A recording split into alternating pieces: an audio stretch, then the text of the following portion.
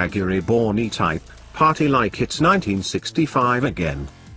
2018 might go down as the year the Arista mod went thermonuclear, as evidenced by Singer's multi-million-dollar DLS 911 project, but Jaguar's rightly handling its illustrious past with a more sympathetic touch, offering authentic continuation D-types and now this car, the Reborn E-Type.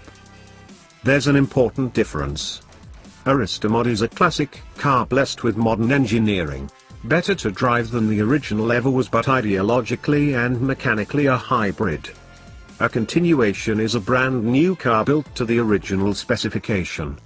And a reborn Jaguar, or Land Rover, Series 1s and Range Rovers are also available, is an old E-Type so perfectly and accurately restored that, for a few subtle and invisible tweaks, it might have just landed from 1965. You're not kidding. If previously you've never been quite convinced of the E-Type's beauty, perhaps that's because you were judging the necessarily longer, slightly awkward V12, perhaps even in roadster form.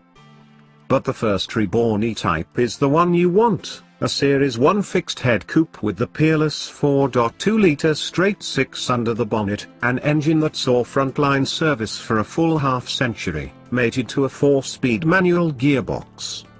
In the metal, late summer sunshine dancing on its chrome detailing as a cloudless skies reflected in that preposterously long and shapely bonnet, this E-Type is breathtakingly pretty, a dreamy confection of curves so shapely it seems implausible that its surfaces were ever flat sheet. Bizarrely, the car's sheer beauty goes on being a factor as you drive, even when your only view of its exterior is the bonnet tumbling away before your eyes. Pedestrians smile spontaneously.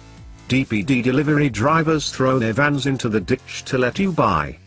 Other traffic doesn't know what to do with itself, since continuing on its way so totally distracted by your car seems unsafe. Ah, no. Not so much. The downside of the E-Type's otherwise alluring tininess is the cramped cockpit which, for all its fabulous detailing, the leather-lined boot, below, and rear hatch are particularly delicious, as is Jaguar Classic's nifty modern head unit, which looks period but boasts stab radio, a USB interface and diminutive sat-nav screen, feels less like sitting in a car and more like wearing a suit, one that's either nicely tailored or simply too small, depending on your build.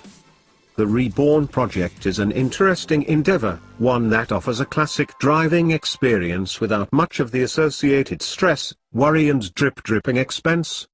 Commission an E-Type and Jaguar will source the donor car, set the price and, should the build strike expensive bumps in the road, it will take the fiscal pain. Modifications are minor and focused primarily on solving the issue of the E-Type's marginal cooling, an operated fan, a bigger alternator to power it and a triple-core radiator, and, for all the work that goes in, the end result remains a classic E-Type, not a facsimile. Comparing contemporary cars of a similar value feels futile. This or a Ferrari 812 Superfast. In all honesty, much as I love the V12 Ferrari, probably this. But you won't win track days in it, and neither will it scramble your senses with its mechanical fury. Ultimately though, that's the point. Half a century old it may be, but its Reborn E-Type feels like a performance car more in tune with 2018's driving environment.